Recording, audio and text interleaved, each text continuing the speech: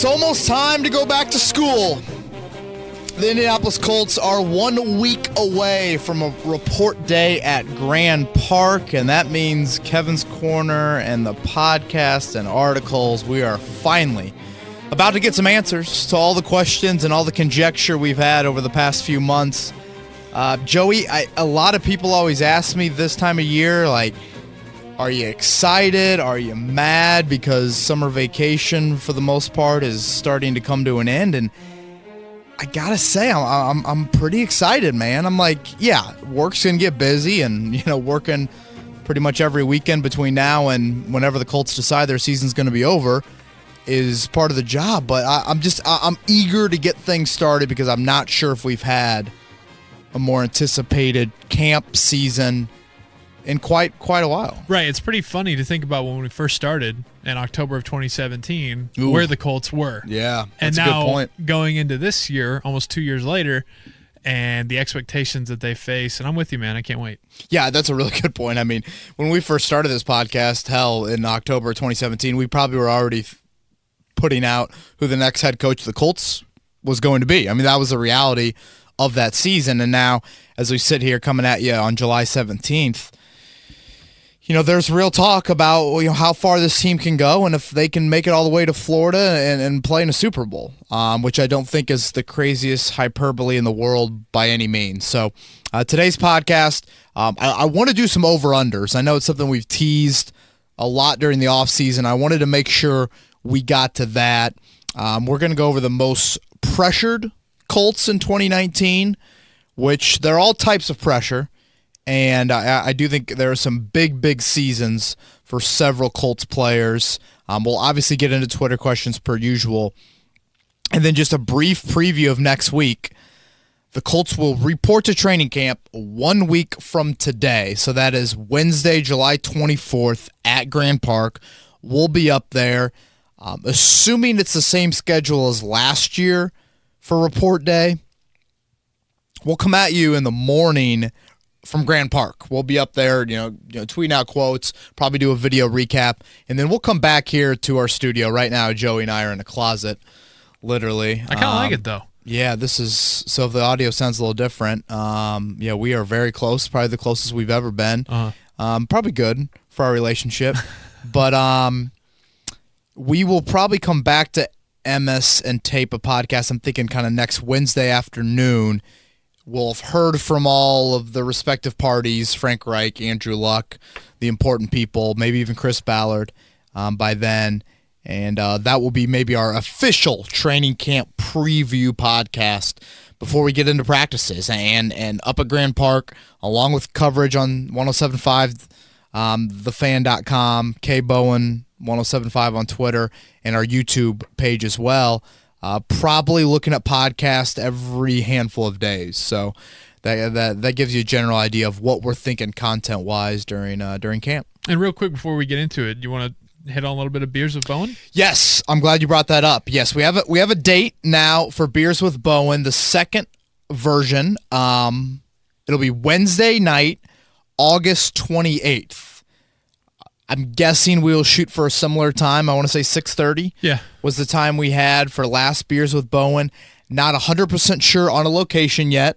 Feel free to tweet us if you have any ideas on a location or just any general suggestions of what you liked, maybe what you didn't like about the first Beers with Bowen that we had. But that is Wednesday, August 28th. It is the night before the preseason finale.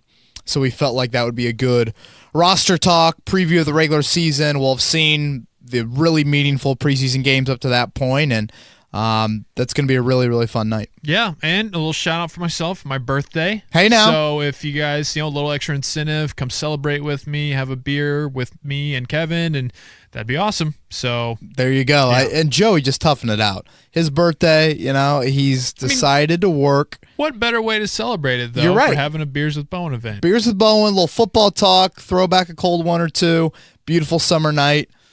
Yeah, I can't think of anything better than that. Make it 10 and call off work the next day.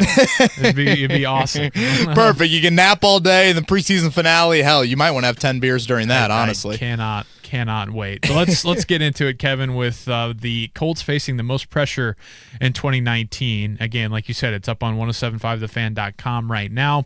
Let's start with Anthony Castanzo. And this is an annual article we've started. And what I look at with guys and their types of pressure, Joey, is it can be very individualized pressure for like that player needing to show up for his own sake, or it can be a lot of team pressure in that, man, if the Colts are going to do anything this year, that guy's got to show up. I think Castanzo, and I guess this probably just works out best alphabetically, he probably has the most combined pressure, individually and team-wise. Individually, it's a contract year. And as of us recording this, there's no contract extension. I think the expectation is probably leaning towards that happening, probably more of when and not if it's going to happen. You know, that could very well happen before the start of the regular season. So there's individual pressure on him, Joey, and just this is probably your last big payday. He'll turn 31 years old next month. He's a former first-round pick. He's had a really good NFL career.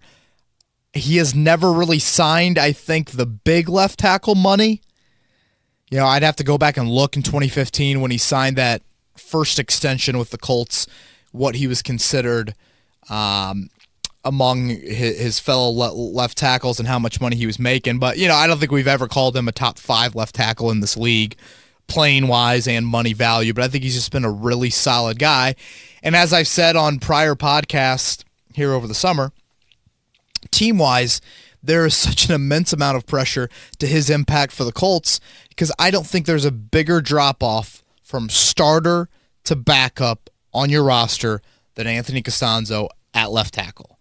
And I didn't even need to see the first 5 games last year to have said that.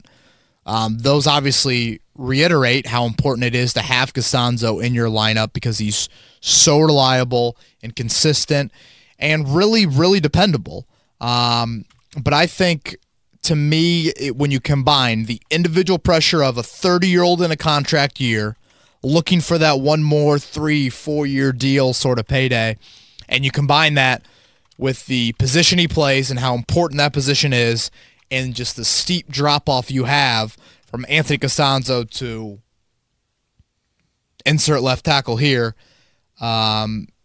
he might have the most pressure on him of any Colts player here in 2019. I think the next one, Eric Ebron, it's leaning more towards just individually, right? I would agree with that. If you ask Eric Ebron, he thinks he impacts the team probably a lot more than I would say most people think. Trust me, I think Eric Ebron is significant to the team's success, but Ebron had a quote earlier this year, and it's in the article on 1075.com. I mean, he pretty much was like, the team goes how I go. Like one of those things of like, if I'm doing well, the team's going to do well. And that's just not totally true. I mean, he had a big game in New England earlier this year, and you still lost by a couple scores. Mm-hmm. You know, and that's the nature of playing tight end. That's the nature of him not really being on the field a whole lot when you are healthy at that tight end position compared to a guy like Jack Doyle or even other skill players on your offense. So the individual pressure for Ebron comes from you're in a contract year at the age of 26, and you didn't cash in like most number 10 overall picks cash in when they sign that second contract. Right. I think Eric Ebron's been very honest with a bit of an unknown of like, all right, what was that second contract going to look like? Because the Lions, they released him. You know, this is not an unrestricted free agent. And there was a bit of an unknown of just, okay, what does the rest of the NFL think of me? The Colts took a bit of a chance. They believed in Eric Ebron, and he had a really, really good first season in Indianapolis. I've stated before what he needs to do to earn that second contract, but, you know, if I'm him, I'm feeling some pressure. Just payday-wise of making sure that I'm in my prime, I can sign a 4-year deal, get paid maybe the most of any tight end in the league, or right up there, I think, with Kelsey and homeboy in San Francisco from Iowa who runs George Kittle, who runs over people and get to that level from a new contract standpoint. Whereas if you have an underwhelming year, maybe you're looking at another kind of 2-year deal where you get paid like a top 15 tight end in this league, something like that. So I'm interested to see how he handles that pressure. Did that pressure get to him in Detroit in the last contract year? I know Detroit ended up releasing him, so this is a little bit different. This is probably the most contract year sort of burden he's played with in his NFL career. And you could probably throw Devin Funchess in for Eric Ebron here as well, Joey. Some might argue Funchess should be on this list. I don't have him on it, but I think he could pretty much be substituted in here for Eric Ebron in the sense of a guy that is underwhelmed at times in his NFL career, hasn't had that huge payday with multiple year security yet in the NFL. Can he get that? The next one might surprise a few people, but I see where you're coming from, and it's Andrew Luck. Yeah, I mean, I don't think it should surprise people, but I guess I could definitely hear where you're coming from with that statement, Joey. First off, when you play quarterback in the NFL, there's pressure. When you make the amount of money that Andrew Luck makes, there's pressure. And whether fair or not, when you're labeled a generational quarterback coming out of college, there's pressure. Like, there was pressure on LeBron James when he came into the NBA. And while Andrew Luck wasn't on the front cover of Sports Illustrated as a junior in high school, how many NFL people called him the best, most sure thing prospect since Peyton Manning when he came out of Stanford? That was a popular notion with Luck. And so we have broken down numerous times, and I'm not going to get into any sort of Russell Wilson, Andrew Luck debate. Russell Wilson has had the far better team built around Andrew Luck. So when I look at team success, it's unfair to really compare the two because Andrew Luck has had to carry an extremely heavy load for the vast majority of his 7, I guess, NFL seasons, playing in 6 of those. But the time is now for Andrew Luck to live up to some of those individual expectations that were set out for him when he came into the league. He's healthy with the labrum. He's in an unbelievable offensive system with Frank Reich running the operation from a play calling standpoint. He's turning 30 years old in September, so plenty of prime years ahead of him. But as I've said on prior podcasts, it's time for Andrew Luck to be an MVP annual in that conversation mid to late December on a year-in, year-out basis. I think that's very fair to put that pressure on him. And now everything around him is, I think, the calmest it's ever been. So he should flourish. You have an offensive line that has the continuity and perform very highly. You have resources invested at receiver that have never been invested like that. You already love the depth at tight end. You have an emerging young running back as well. You have a defense that can give you some complementary football. And we just talked about Frank Reich. The time is now for Andrew Luck. And I'm not saying this in that, man, what was he? God, he underperformed in 2014 and then he started getting hurt in 2015 and 16. And I thought he played extremely well last season considering what he had dealt with the previous year and a half. But all right, you aren't grading Andrew Luck on a curve anymore. Mm-hmm. You're grading him with all the other NFL quarterbacks and him and Patrick Mahomes and Drew Brees and whoever else you think will be in that MVP conversation. Andrew Luck needs to be there come late December. Here's a guy that's got to stay healthy, and that's the pressure facing him coming in this year. That's Clayton Geathers. I find myself every year, Joey, putting a guy with this sort of injury history on this list. I think last year was Jack Mewhort. And unfortunately, the injuries just caught up to him, and he retired in a week or two into training camp. Clayton Geathers is on this list because he has got to prove that he can be reliable and durable.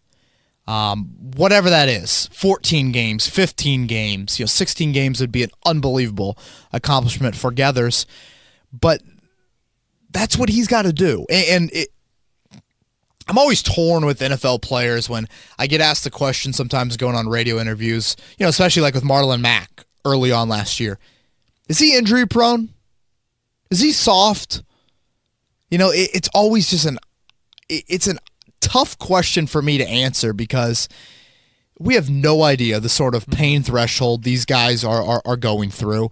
And you hear Clayton Geathers' teammates talk about what he went through last year just to play every Sunday. And they're almost like emotional talking about what he was going through. But the reality of the business is you got to be available. And so the Colts took a bit of a chance, or at least said to Clayton Geathers, here's the 1-year deal. We believe in you. Whatever you've done from a strength and conditioning standpoint, the cleanup procedure he had earlier this year, they think that there's something there. It's one more chance for Clayton Geathers. And honestly, Joey, it could be one more chance, his last chance. This could be it for him in the NFL. If you go out there and you have a knee or a neck issue and you play 2 or 3 games, not only might 31 other NFL teams be skeptical of bringing you in, even when it's a 90-man roster, you might have to look in the mirror and say, do I want to do this anymore? Yeah. So it's just a lot of pressure on Clayton Geathers for the future of his own career. I think the Colts are a much better defense when he's on the field. I really do. There is some depth at safety, though, I think, to get by. So, again, I put this more in the individual pressure category, similar to a guy like Eric Ebron. A couple more left, both on the defensive side of the ball, and the first one's Justin Houston. Joey, I guess you could make the argument here that he deserves to be in the Castanzo category, or maybe he deserves to be in the Luck category. Quarterbacks reign supreme in this league, so I'm not going to go there, but, the biggest need for the Colts is pass rush. And I like the depth on the defensive line. Frank Reich has been very outspoken. He told a great story a few weeks ago where the offseason program comes to an end, and Frank Reich gets handed what the 90-man roster looks like right now. And honestly, you probably got handed what kind of a rough sketch of a 53-man roster could look like. And Reich stared at it and was like, how are we cutting the defensive line down? How are we getting down to that number? Mm-hmm. I think it's the toughest group to cut down, but Houston's the rare talent. And we've talked about it endlessly. It's the biggest need. You play elite quarterbacks this year. You have no one that has the track record of Justin Houston across your defensive front, and that means something. Name recognition in this league means something. And if you can show early in this season on film that there's still juice left in number 99's tank, and he looks like he's number 50 in those Kansas City days, that is going to help this defense so much. So, pressure is there, I think, for Houston to certainly produce numbers, sacks, hurries, all those things. And if he can do that, that's going to open things up for everyone else on this defense. So, I think you have to put quarterbacks in their own category. But if you're talking the most pressure on individual players this year, I'd put Anthony Castanzo on offense. I'd put Justin Houston on defense. And I know T.Y. Hilton and Darius Leonard are great players, and people could probably make strong cases for them. I just don't know if their value of the positions they play are as important as your left tackle and having a dominant edge rusher. Lastly, we'll finish up with what kind of feels like a make-or-break year for Quincy Wilson. Yeah, Joey, and this is probably the other sort of insert the rookie or the guy on the rookie contract that hasn't quite lived up to where he's been drafted here. I think I had Terrell Basham on this list last year, Joey. Terrell Basham was a third-round pick. Yeah. Terrell Basham didn't make it, a month and a half into the regular season, and it was very debatable whether he's going to make the 53-man roster. We just kept waiting and waiting and waiting. And never happened. No. And so I believe he's with the Jets right now. So Quincy Wilson was taken a round higher than him. He's put better film in 2 years on his resume than Terrell Basham has. But let's dive a little deeper into the corner position, Joey. Quincy Wilson is in the third year of a 4-year rookie contract. He's a second round pick, so it's only a 4-year deal. You just signed Pierre Desir to a 3-year deal. That extends Desir through 2021. Wilson will be a free agent not this coming March, but the following March. So you have Desir signed through 2021. You have Rock Ya-Sin signed at least through 2022, and he was also a second-round pick, so he's on the 4-year deal. You have Kenny Moore signed through 2023. So there is not this glaring need of like, holy shit, if you don't re-sign Quincy Wilson, what the hell are you going to do at corner? Mm-hmm. You have 3 guys right now signed past when Quincy Wilson's rookie contract comes to an end. So what Quincy Wilson has to do, not only for himself and just making sure other NFL teams see good film on him, but if he wants to stay here in Indianapolis, he's really got to show out to prove that you're going to give another corner a 3 or 4 year deal? I think you need a lot of corners in today's NFL, but that's a good amount of money to invest when, maybe by the end of Quincy Wilson's rookie contract, you think that Marvell Tell could be a good player for you at corner. So this is just a very pressure-packed season for Quincy Wilson. One, to beat out Rock Ya-Sin and make sure you're a part of the nickel package, but then also you have to start thinking about what your future looks like past the rookie deal. And here in Indianapolis, there's just not a desperate need to bring him back. So if he wants to stay here, he's really, really got to show up and make Chris Bauer and some of those guys think, all right, Pierre Desir north of the age of 30, maybe we can part ways with him on the final year of that contract, and Quincy Wilson's going to be a part of your future. Can finally be that number 1 corner that he's been talking about since last year, I think. I totally forgot about that tweet. Yep. Was that coming at you? Or was that Mike Wells? Mike Wells. Yeah. Okay. That was great. Something to the effect of like, Wells wrote an article saying the Colts are searching for a number 1 corner, and Quincy Wilson's like, no, they're not. Yeah. Well, he was wrong. He was wrong. He was wrong. He was wrong. You asked me to come up with 3 or 4 over-unders for the 2019 season. I'm really excited about these. I feel pretty good about them. So let's start with... Now, did you go more individual, or did you throw out any team over-unders, or is this more kind of player? 3 player, 1 team, and that one's kind of a wild card. Ooh, okay. We'll save that for last, though. All right. Following up off Quincy Wilson, good transition there. Quincy Wilson, games missed in 2019, over under 3.5. Games missed? Yep. Oh, wow. I definitely did not expect that one. 3.5? Yep. God, he has kind of battled some injuries. And weird, the rookie season, it was like, wait, is he healthy or is he not? Yeah. Why is he not? Ted Monachino's having to answer questions, and I'll go with under. I'd like to think we're past the days of Quincy Wilson possibly being a healthy scratch. And I've never really have seen him be the most impactful special teams player. He's going to have to do that, especially if Rock Ya-Sin beats him out for the third corner spot with Kenny Moore and Pierre Desir starting your base defense. I don't think the thumb issue coming out of the spring is anything too serious. So I'll go with under. Do you have a number, though? Yeah, I'll say misses 2 games. Okay. 2 games. Little nagging ankle injury flares up for Quincy Wilson. He misses 2 games. Yeah, I was just looking. I think he missed 3 last year. And then, obviously, like you said, rookie season, a bunch more, but there was injury. But it also was what's going on. You just not like him. Who the hell knows? And, I think what a really interesting question, and this would be if we were going to take Kevin's corner really, really next level, like if you wanted to crunch out his playing time, because there is such a drop-off from being the third corner to the fourth corner. We've talked about this before on prior podcasts.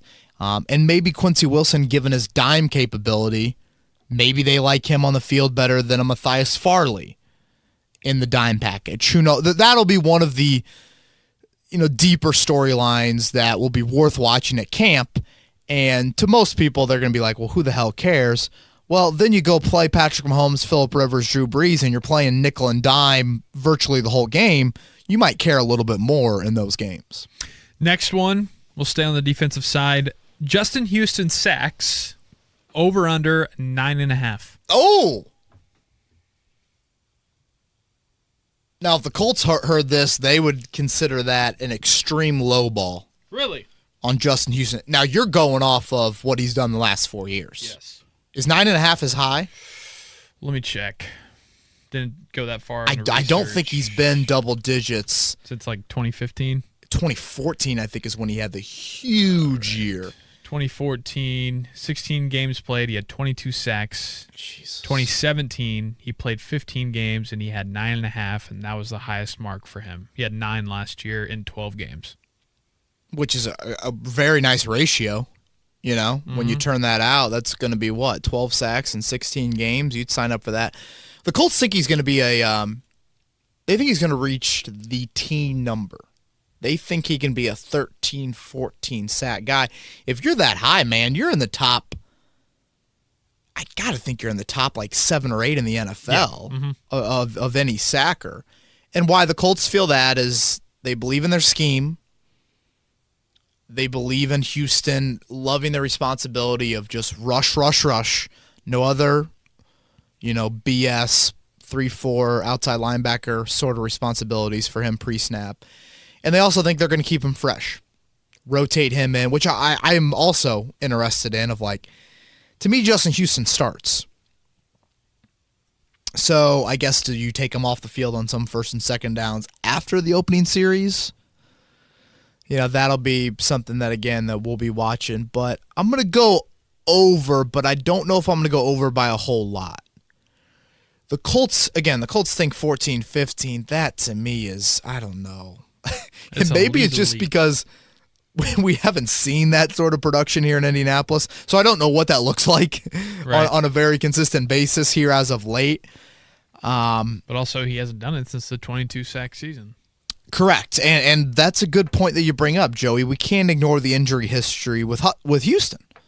Pull up his stat sheet again. What would have been the games played number he's had since that 2014 season?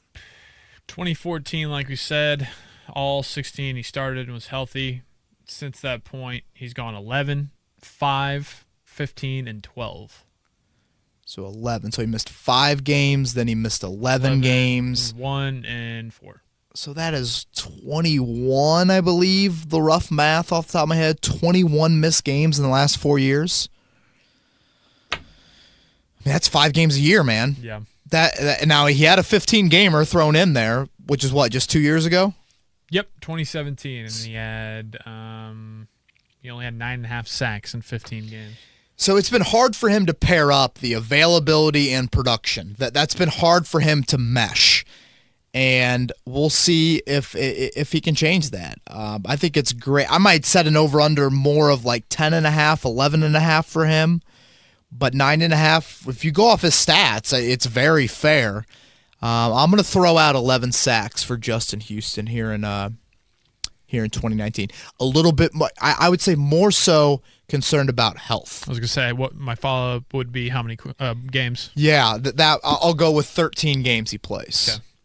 11 sacks, 13 games. I do think there's some pass rushing juice there. I mean, if you look at the end of last season, I want to say he had like 5 sacks in the last 6 games, something along those lines. Like when he's been on the field, especially last year, there's juice there. I think he's going to be extremely motivated. But, father time's father time, Joey. We'll go over to the offensive side now.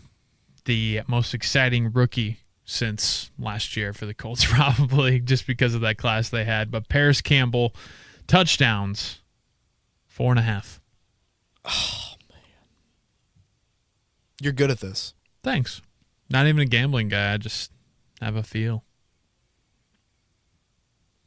You and I, both of us, are not like huge gambling people. Mm-mm. I am in a British Open pool this week. I picked Henrik Stenson. Do you know Henrik? Not personally, but do you know of him? Yeah. If someone put like a picture in front of you of Henrik Stenson, you could. No, I know the name. Okay. Don't know the face. He's a Swede. No one likes him. He wears these wild glasses, but Ryan Bowen and I are thinking great ball striker at Royal Port Rush. He's won a claret jug before. We're thinking with our head, not our heart. Well, my heart is Tiger. His heart is anyone that works for title or has Titleist. Yeah. Okay. We're not gamblers, but this is a great gambling question. Over under 4.5 Paris Campbell. Touchdowns. Under 4. Wow. Okay. So it's special teams. I know. Getting the ball in his hands, dude, the Colts rush. haven't taken a kickback for a touchdown since Deji Kareem. You remember that name? No idea. He was working Sounds as like like from a Bed Bath & Beyond or something. Deji Kareem, brought to you by BBB. we're looking for a sponsor for Kevin's Corner. Bed Bath & Beyond, if you're out there, we will happily hop on board. Deji Kareem was like a valet service guy in 2012. Grigson signed him off the street. Parting of the Red Sea. Pagano's first game back from leukemia week 17. Deji Kareem, kick return for a touchdown. Nice. I think him and Hilton. Hilton had one as well as a punt returner. That was back when T.Y. was a punt returner. Yeah, so maybe it's punt return. Okay, last year, Joey, Ebron had 13 touchdowns. Hilton had 6. No one else on the team had more than 3. So what I'm thinking with that is you bring Ebron down to like 9. You bump up Jack Doyle 2 more because he's going to be healthy. You bump up like one of those number 3 touchdown guys to like Devin Funchess has 6. Hilton with only 6. I mean, he wants double digits. Yeah. I don't know. It's just I still think Paris Campbell can be really, really effective and have 4 touchdowns. Four touchdowns for a rookie. That might have led all rookie receivers in touchdowns last year.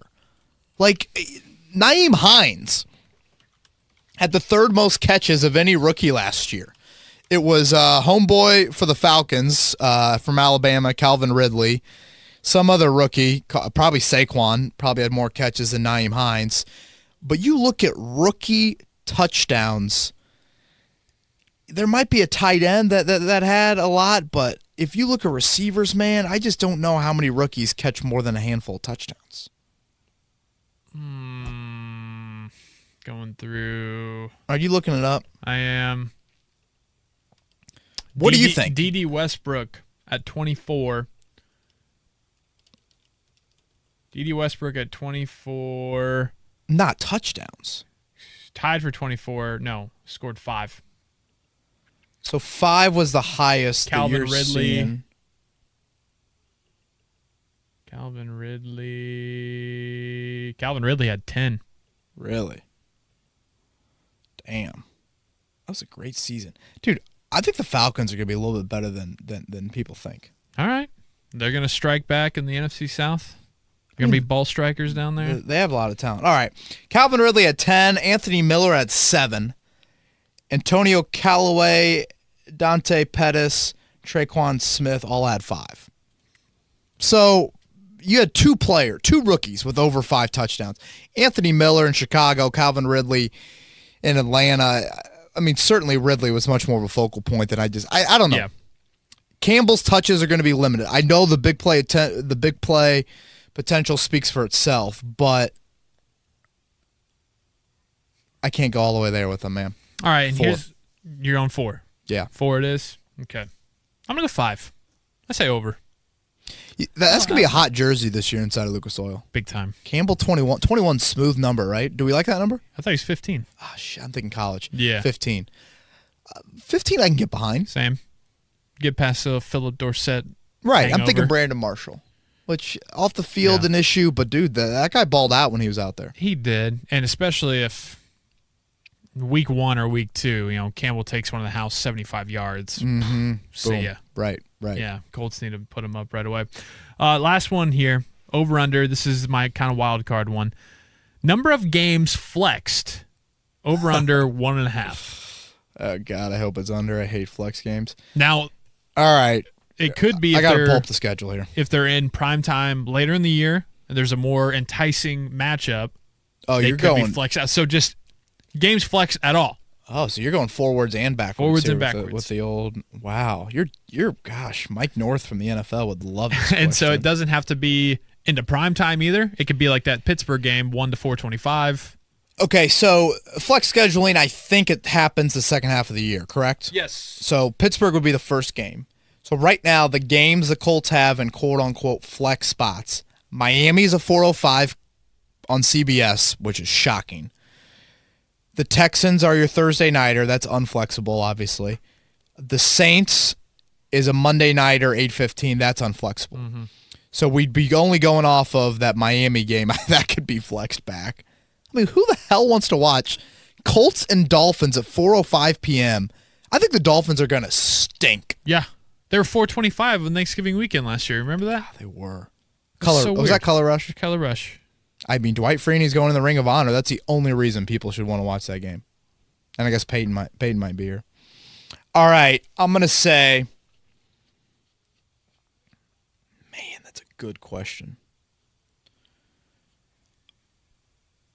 I'm going to go with 1. So I'm going to go under. Mm-hmm.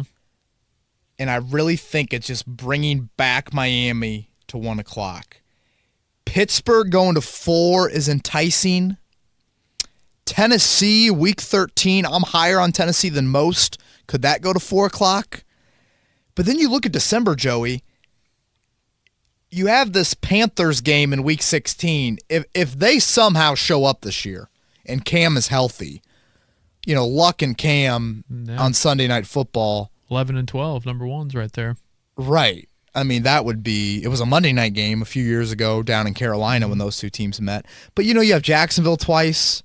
You have the Bucks. I don't know. I just don't see a lot of sexy, oh, my God, we got to get that in prime time sort of matchup. So, man, it's a good question.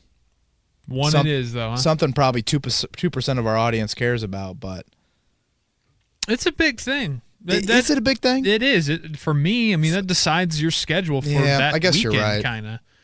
I guess you're right. Colts are at 425. All right, honey. Yeah, let's go to Mass Ave and have lunch and then do a little shopping and then I have time to get back for kickoff. Boom.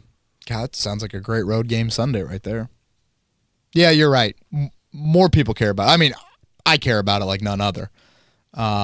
True, because it's whether or not you're going to be up till 3 in the morning or whatever. Dude, Colts Saints week 15. I can't wait for that game. Is that the week leading into Christmas, the Christmas holiday? I think it's December 16th. Oh, yeah. That's hype. That's Christmas break time. Right. So that leads into, fake week, right? 100%. That next week's a fake week. Yeah, I'll go with 1. All right, that's all I got for over-unders. That was good, man. Thanks, dude. I love doing them. Ready to hop into Twitter questions? Yep. All right, let's start with Josh. He says, NFL media is moving their headquarters to Inglewood in 2021. The campus is magnificent, featuring a 2-scale replica of Mount Rushmore for each decade of the NFL as part of the league's Top 100 initiative. You've been asked to select the 4 NFL figures who will represent the current 2010 to 2019 decade. Who you got? Wowzer. I had no idea. I knew they were moving to Inglewood. I didn't know about the Mount Rushmore thing. Jeez. What's the song? Inglewood, Up to No Good. To no good, man. Yeah. I feel like Paul Pierce has made me hate Inglewood. He always talks about how he's from Inglewood, and I just don't like Paul Pierce. All right. A Mount Rushmore for 2010 to 19. Holy Nikes. This is tough, man. All right. Well, first, I'm going to let you clarify this, Joey. Can people be on multiple Mount Rushmores? Like, what about the 2000 to 2009 decade? Right. Yeah, that's hard. I mean, I'm going to say no. Okay, so who are you putting on the 2000? Like, Peyton, I assume, is from 2000 2009. Brady, is Belichick on it? I think Brady is more on 20. What was the question here? We've got 2010 to 2019. I think Brady's more 2010 to 2019 than he is 2000 to 2009. Okay, so you're on Brady on this one. Yep. Because that's a lot. Manning in 2000 to 2009. Where's Belichick? He's got to be on one of them. He's just going all NFL people. He's not going players. It's true. As crazy as it sounds, to me, Joey, Brady, Belichick, and Kraft, I think have to be on. I think all 3 of them have to be on it. Now, you can put 1 or 2 of them on 2000, 2009. But, I mean, if you win like you've won today in today's parity-filled NFL, I think the owner has to be on. And the other thing about Kraft, too, obviously he's had some very interesting off-the-field issues. He was big in the CBA, and I don't think we can lose sight of that.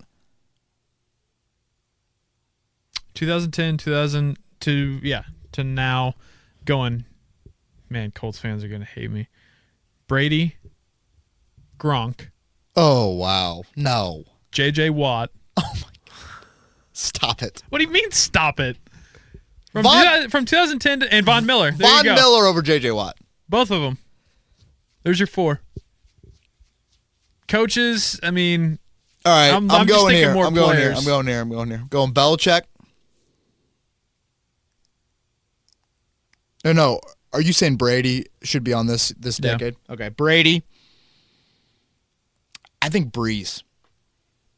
I know he hasn't won a Super Bowl or an MVP, but like he has shattered some NFL records, passing records, and the league has become such a pass-happy operation. I feel like he's the representative for that. Does that make sense? Yeah. Von Miller is my defensive representative. And this might be crazy to some people, too. What about Stan Kroenke? Got the NFL back into LA. Yeah. I'm trying to think outside the box. I don't think there are, like, slam dunk players. I don't know. Well, here's my argument. Brady, just because of what – I mean, he's won 3 in the back half, and I feel like he's gotten more dominant in the back half than he was in the early 2000s, whereas that's where Manning was.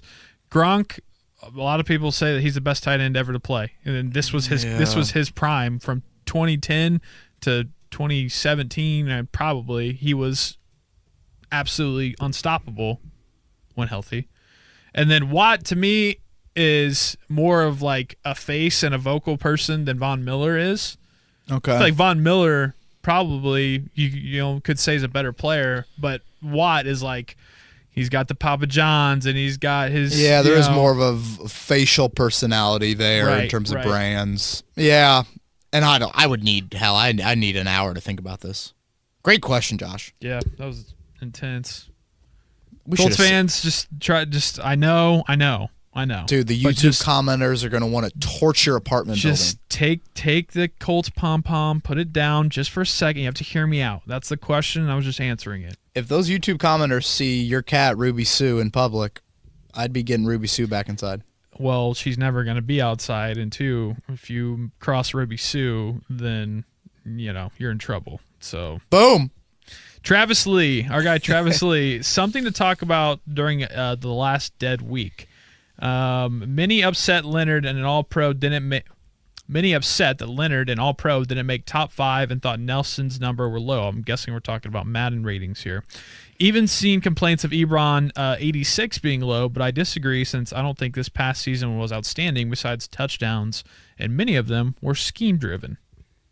Yeah, what do you think about these Madden ratings? People are up in arms. I wrote about Quentin Nelson's on 107.5thefan.com just because. What was he at? He was an 86 or an 87. Ooh, I think that's But to me, I'm like, higher. My argument was for both him and Leonard now, and Leonard was an 84. It's when you're a first-team All-Pro, you're a top 22 player in the NFL. You're the best player at your position. Exactly. You should at least be a 90. I was going to say, 89, 90 range without a doubt. At least like that. First-team All-Pro automatically sets you at a 90. I think that's very fair. From that point on, then we can decide. Yeah. Ebron at 86, I don't think is that crazy. I'm sure he was pissed.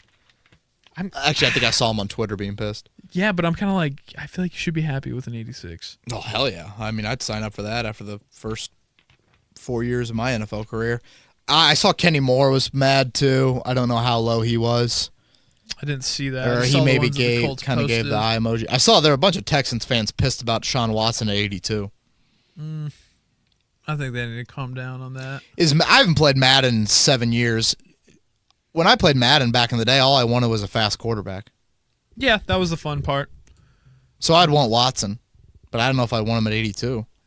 Madden has just screwed themselves, in my opinion, because that was the fun part, is that you could just get a fast quarterback or just chuck it deep and score a bunch of points. Now you actually have to think. And come on, I just want to run around with Michael Vick and score 7 touchdowns. Go for it every fourth down. Yeah. Yeah, the Madden ratings I saw, again, Nelson and Leonard should be, I get it, they're a rookie, but still, as Joey says, Joey put it perfectly, the baseline for all pros should be a 90. I think Ebron at 86 is pretty fair. Same. Kenny Moore, I don't know where he was. I'm guessing Kenny Moore should have been in the 84-ish range. Yeah, that's fair. All right, Drew Rush, if you could trade and or sign any current player in the NFL, who would it be? Von Miller or Aaron Donald. Yeah. Probably Aaron Donald. For sure. Aaron Donald's a freak, man. From Yash T. Hey, KB. Last year we heard Luck taking Rodgers to Cali for a couple days. Did you happen to see if any Colts practiced together during the offseason? Unless I missed it, I haven't seen any leakage. Have you? Nope. Yeah, that was Chester Rogers' Instagram. Devin Funchess, nothing really. See, I know the quarterbacks will report. So Luck will report earlier than everyone else. Him and Brissett and Chad Kelly and Phillip Walker. I think they come in Sunday or Monday. Quarterbacks coming a little bit earlier. Rookies as well. And like I said, we should hear from Luck next Wednesday morning, and that'll be one of the first questions that he probably gets asked. Country boy Eddie's back this week, and he wants to know, or says, name the 3 best Grigson signings, draft picks, trades, excluding the 2012 draft. Wow. Sounds like tough call there. Sounds like Buddy Baker, Grigson's agent, is firing up a Twitter account. He does follow up by saying, no, this is not Grigson's burner account. So, there you go. That's good. You know how much time you'd have to waste to have a burner account? That's like Lil Nas X. He kind of had a parody burner account. He just formed it into being a viral internet sensation. So I guess if you're just going to go, just fully embrace it. Just do it. Yeah. All right. He wants to ask the 3 best signings, trades that Grigson had non-2012 draft. Yep. Well, to me, the T.Y. Hilton move is by far the best. I know that was 2012 draft, so I won't go there. Jarrell Freeman, for sure. You get a CFL guy to come in and start and be your leading tackler for 4 years. I'll say Vontae Davis. I know it ended badly, but man, he was one of the best corners in the NFL that 2014 season, and without him, I don't think you make the AFC title game. I really don't. Boy, that third one.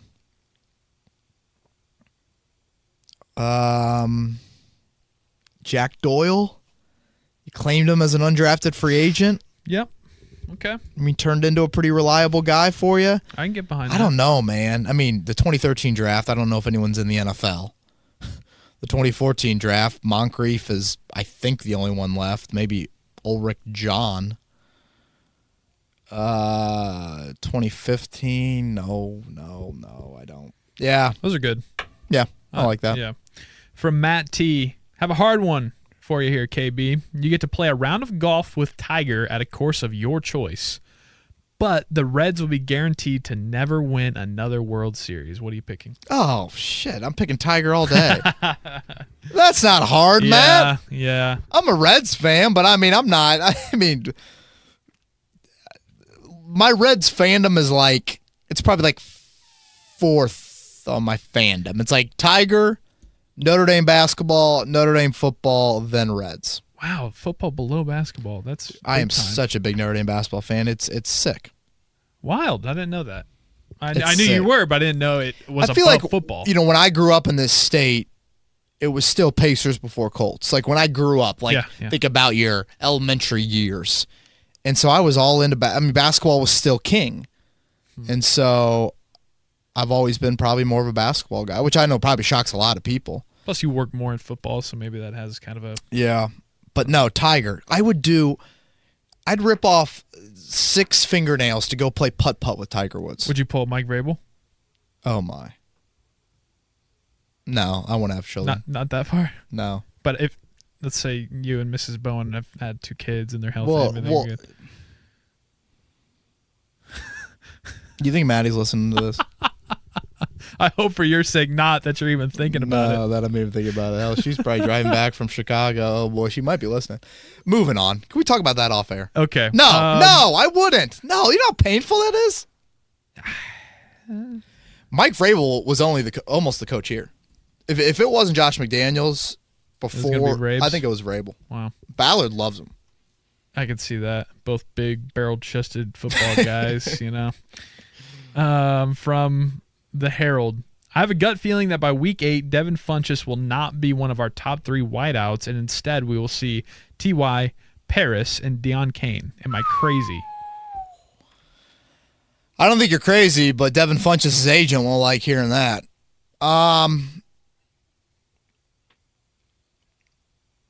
You know, the big thing with that is Deion Kane would have to emerge like none other, Joey. Yeah. Because he's not the body type that Funchess is. Funchess is 6'4", 225. Kane plays bigger than I think what he's listed at. He's probably, 6'1", 205, something like that. Yeah. I guess it would really only take Kane jumping Funchess, but that to me is a big, big jump. I don't know. I know everyone is really interested in seeing what Deion Kane looks like everyone is. But I'm right there with everybody. And more so in preseason games. Because if Kane emerges, Joey, even if Funchess has a big year, you might just tell Funchess to go walk in free agency. You might. Yeah, for sure. Kane and Campbell, the future of the receiver group, if Hilton ever tapers off. From Casey with a K, what's it like in a locker room or press conference when 10 reporters are trying to ask questions at the same time? Oh, is there a trick to getting your questions in? I feel like I hear Chappie and Wells more than anybody. It's chaos. It sucks. I hate it. Yeah, I feel like Mike Chappell always, he's been the longest on the beat, so we always pretty much defer to him to ask kind of the early questions.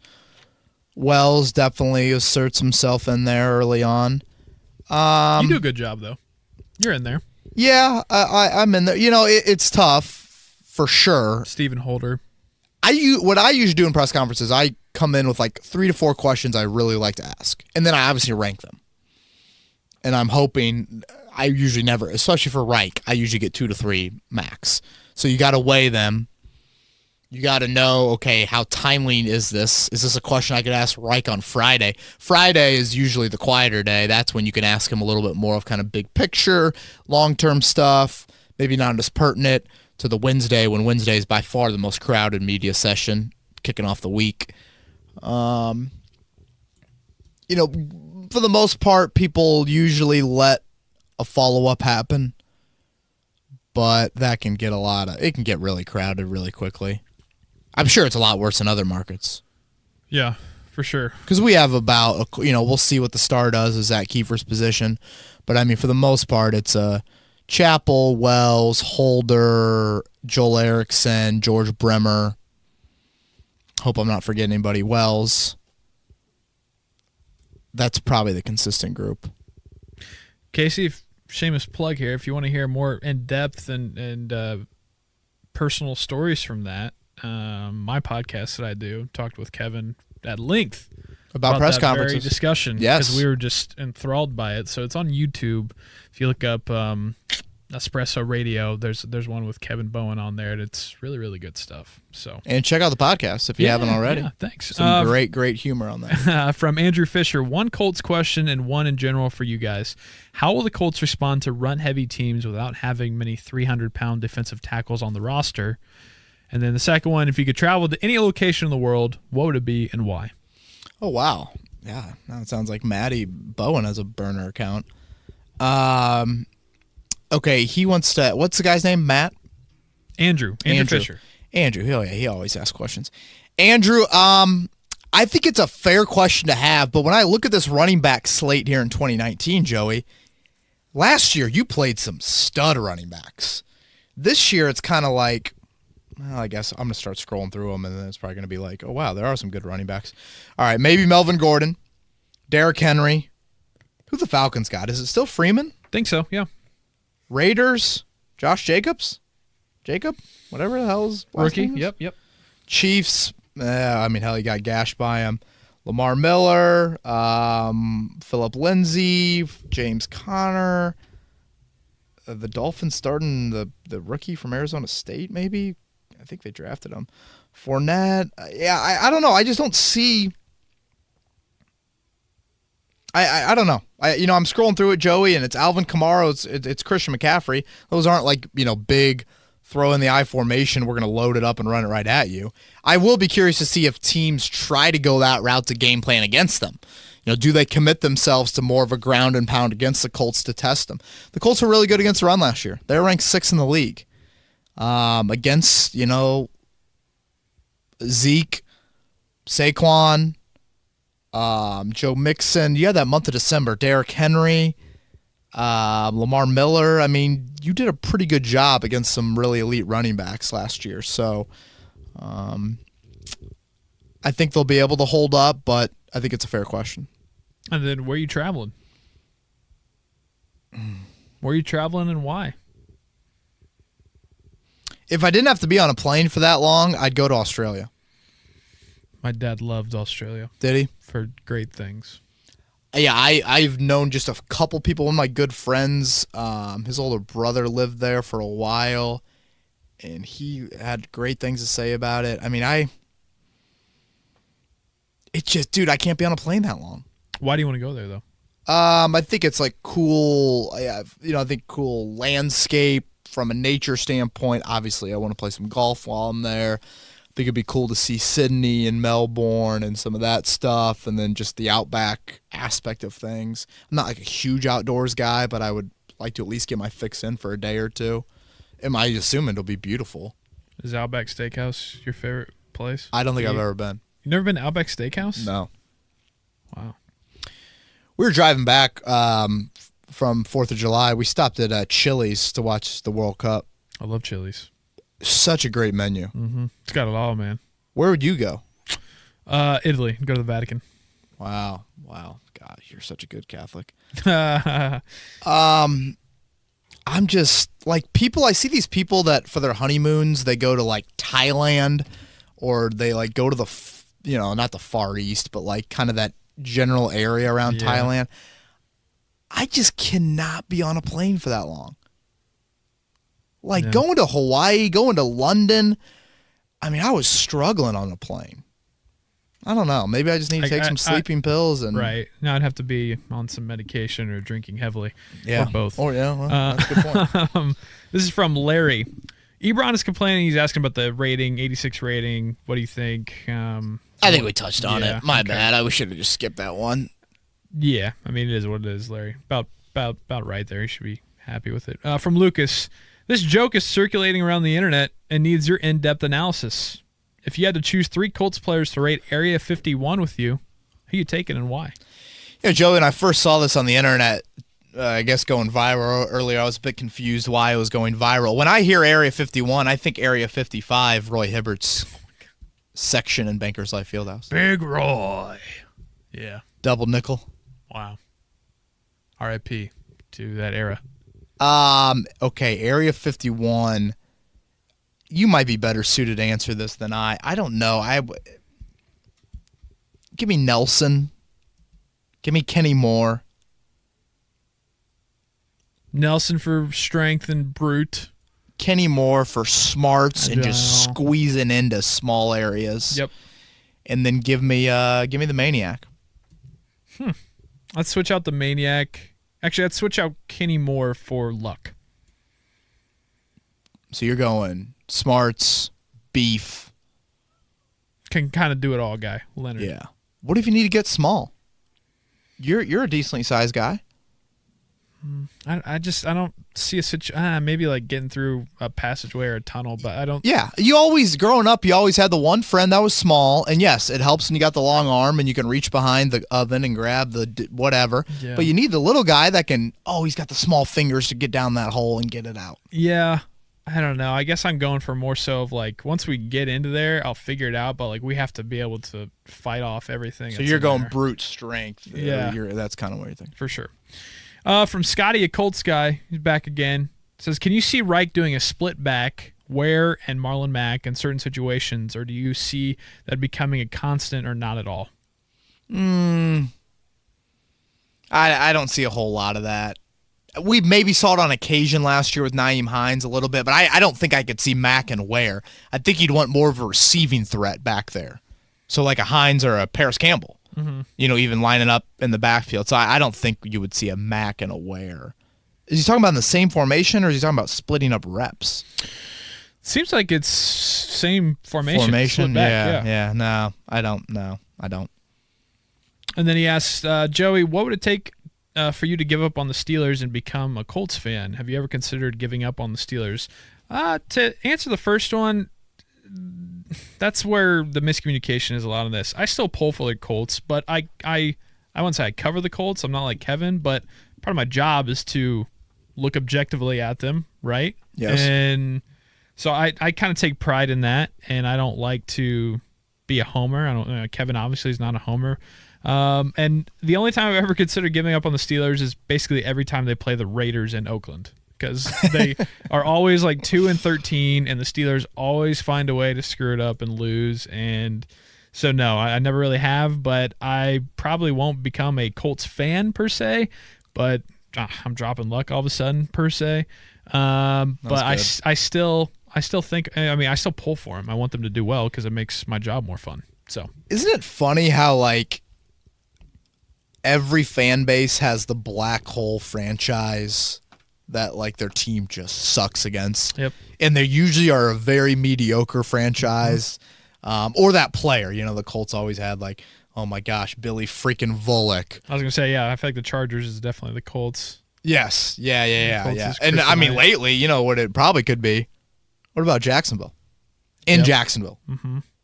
I mean, like, or the Steelers. Well, yeah. I mean, Steelers are bad, but I mean, the Steelers are good. I'm like saying like a very average franchise. I mean, the Colts haven't won in Jacksonville since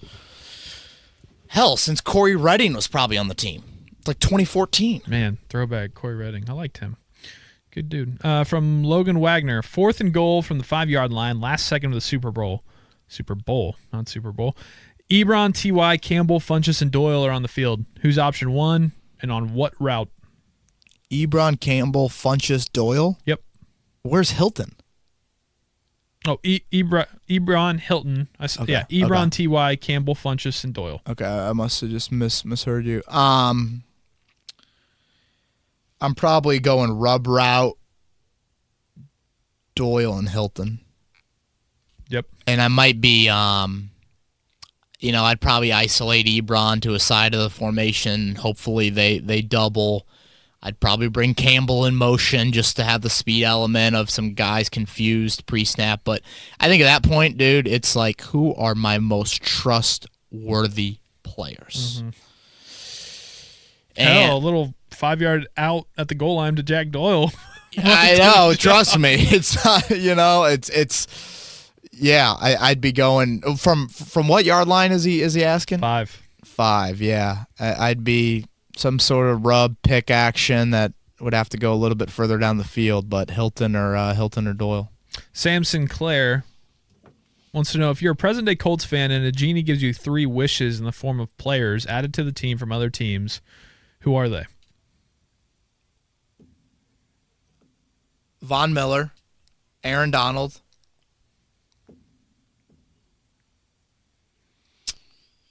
Saquon Barkley. Should I have used another defender? I probably should have. Like Bobby Wagner. Yeah. Khalil Mack. Yeah. That's a great defensive line. Yeah. Khalil Mack, Aaron Donald, Justin Houston, and Von Miller. And then Saquon, my dream, back in the backfield. I know. Gosh, I don't know if I should say that. That might have opened a new can for you. All 3 of mine would be Saquon Barkley. Yeah. I like that. I don't know. Am I forgetting anybody? I'm trying to think of secondary players. Yeah, I was thinking like a really corner. Dominant.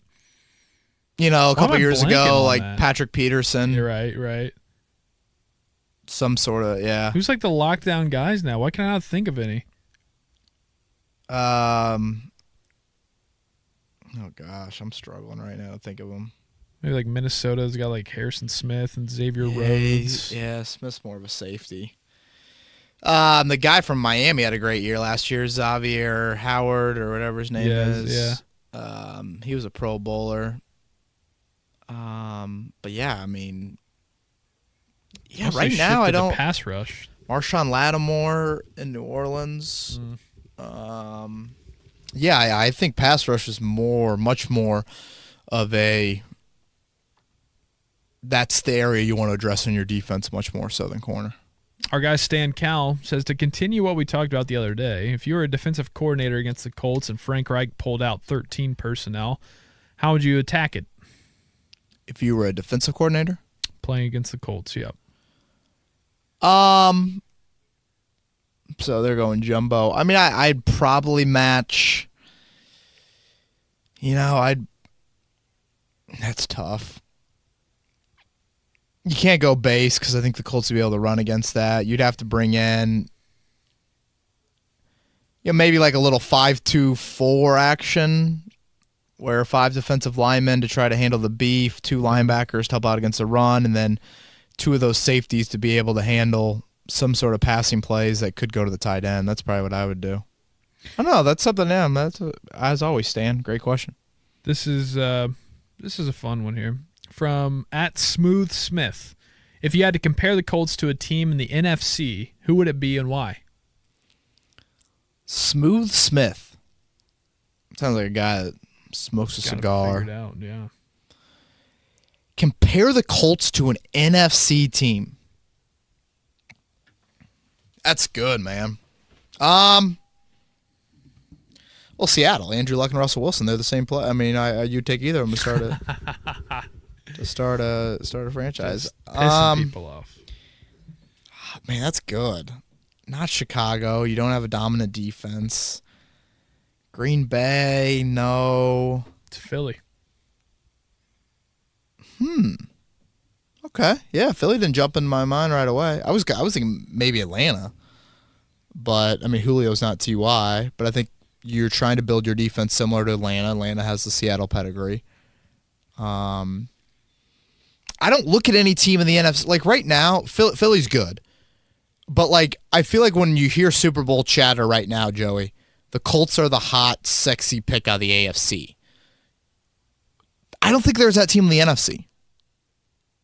The NFC seems like extremely wide open to me. Maybe it's because I don't pay enough attention to it. Yeah. But Philly's good. I don't have, you can't go with Dallas, too good of running back. You can't go with the Rams, assuming that Gurley is, and you don't have an Aaron Donald. I think San Francisco would love to become the Colts. Yeah. If Garoppolo takes the step that I feel like everyone swears he's going to get to. Jimmy G, man. Eagles, that was good. Good job. I could see Falcons, though, too. For sure. Just because it's explosive pass happy and everything. From Michael, the NFL announces an expansion draft. You can only protect 5 players. Who are they? Hey, some of these listeners, these followers are on their game, man. They're not messing around. I'm protecting Luck. I'm protecting Leonard. I'm protecting Nelson. I got 2 more. Damn.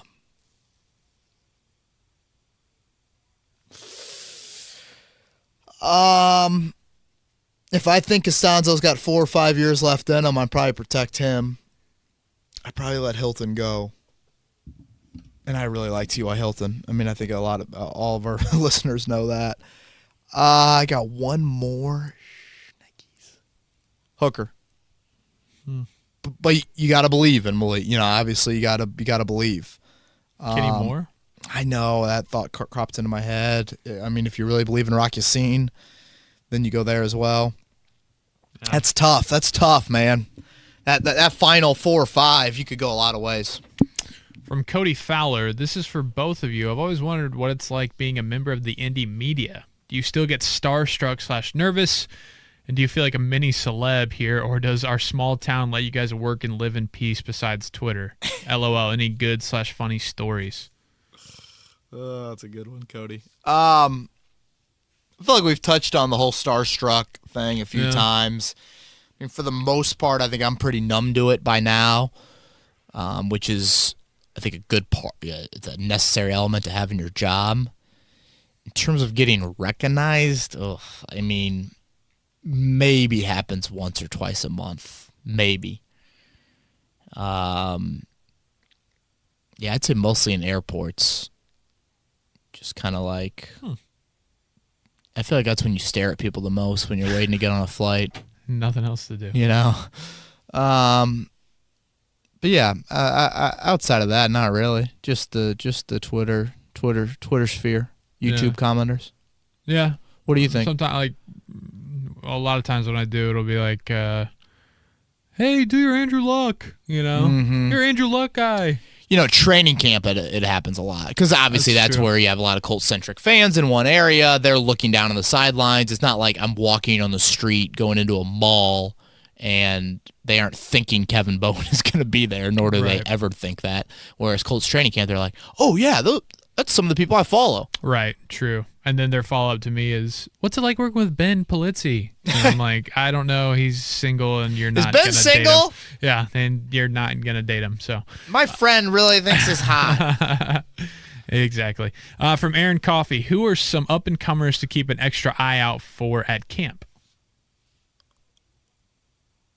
Well, Aaron, I've probably beaten a drum for Ross Travis a lot before. I think if he's healthy, I'm going to keep an eye on him. I'm excited to see Jonathan Williams. Chris Ballard's one of his crushes, it seems like. See him in more of a full padded setting. Defensively, I think watching the young rushers, Banagoo, Toure, Al-Qadim Muhammad, that's going to be really interesting to see how the playing time plays out there. A healthy Jihad Ward at defensive tackle for sure. Linebacker-wise, not a lot stands out to me. You know, certainly Bobby Okereke, I think just in more of just a bigger setting than anything he saw in the spring.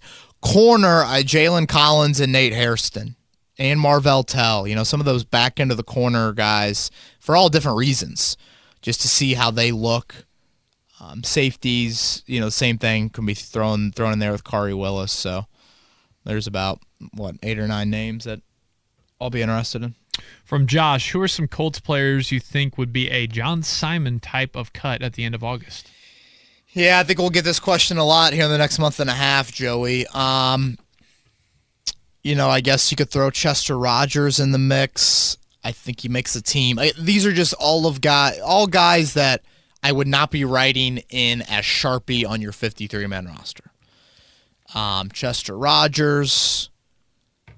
Someone threw the idea at me about what about one of the 2 tight ends?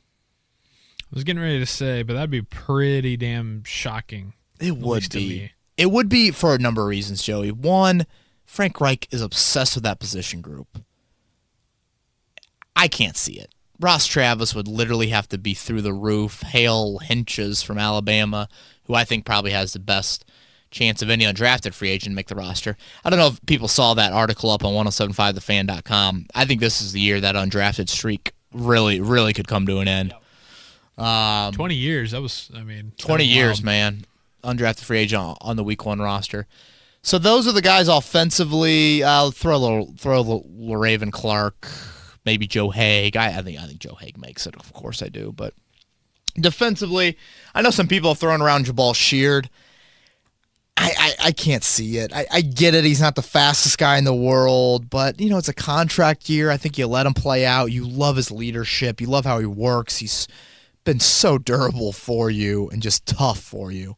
And I'm not ready to write in Kamoko Ture as a definite by any means. I think, you know, I think Ture will make it, but he's just another. It's like, all right, is this going down a Terrell Basham road or is it not? Yeah. Now he had 4 sacks as a rookie, but then really tapered off. So I guess just where does the momentum now build? Does he have a full off season and now he's back to what we saw at the start of the year, or does what we see at the end of the year, is that more of who he's going to be? Throw those corners into the mix as well. Geathers would have to be injury related, Joey. If he's healthy, I can't see him. No, I can't see him getting cut. V-Man wants to know, how is Mo Alley Cox looking, and can we expect to see more of him this year? V-Man, he looks pretty good. I thought he had a very strong spring. I think 3 tight end sets, as Stan Cal alluded to earlier. I think that's a strong possibility for Frank Reich this year. If you're in deep fantasy leagues, I might throw Mo Alley on the bench. I mean, you got to be in very deep leagues, probably more than a dozen teams, or I don't even know. I like fantasy, but I'm not that crazy into fantasy. But yeah, he'll be a fun one to watch at camp. Just brings a different element. He's Jack Doyle with a chance to be, I think, a little bit more explosive. That's my fantasy team name this year. V-Man? No, Mo Alley Cox, Mo Problems. Yeah, I'm very excited about it. So Mike Rabel might have some problem, with that. Nice. That was good. From Steven Grimes, Kevin, you've been there since Frank Reich's day one. Have you seen any changes along the way in his coaching or management styles? And just how does a guy inherit an entire staff and get them moving forward together as fast as he did? Well, I think the first thing's obvious. Him and Chris Ballard are on the same page. And I don't think that can be understated. Chris Ballard wanted teachers, wanted developers on the coaching staff. I think this staff proved that they could do that last year.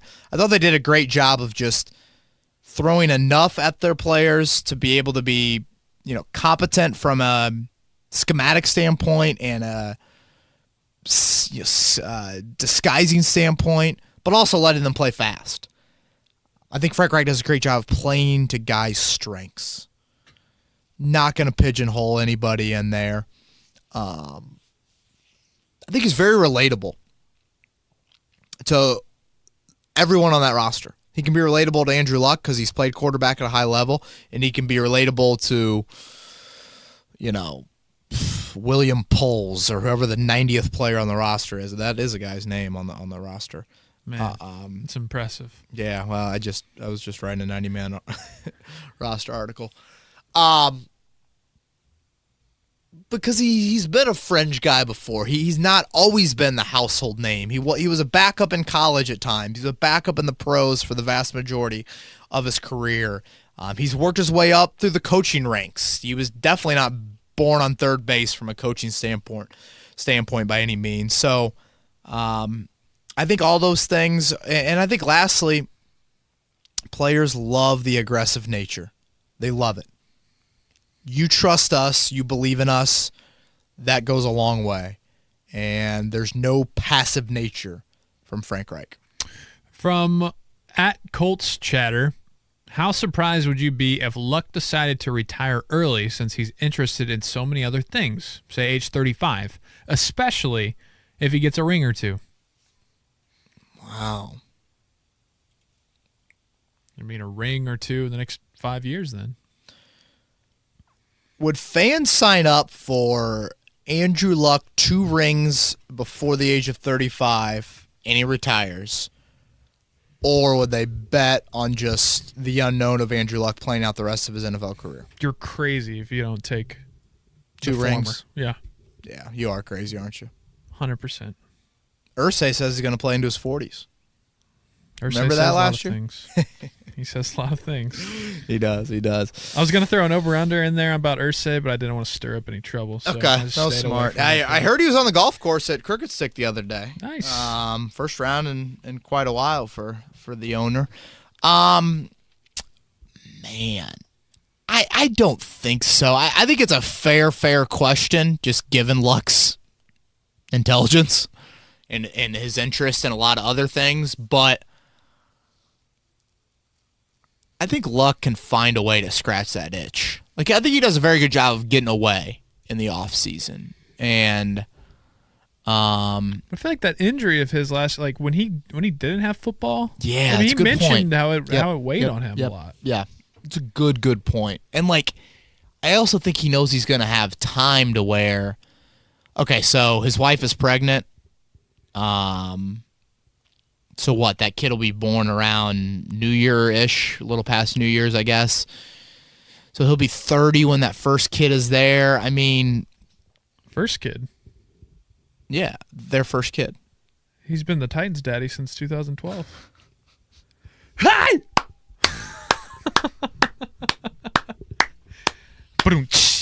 For those of you still listening at the hour 20 mark or wherever we're at, I mean, you got Joey Molinaro with a gem there. The man is ready for training camp. I am. Let's go. Gosh, that was good. I was confused. Thanks, the look on my face when you were questioning me. I had to let it sit for a second. Yeah. I think Luck will keep on playing. I do. He'll own an EPL team by the age of 45. Yeah. So you think it'll be like a Jeter-esque where he'll go off into the shadows and be in. Yeah. Retire at 40, 41. Hasselbeck was around that age, I think, when he called it quits, maybe 39, and get involved in soccer, man. You want to do one more? We're running pretty long here. How long do you want to keep going? Let's go another 5 minutes. This is it. This is our last one before training camp preview. Let's give some meat. I feel like fans are fired. And after your joke, we can't just stop. All right.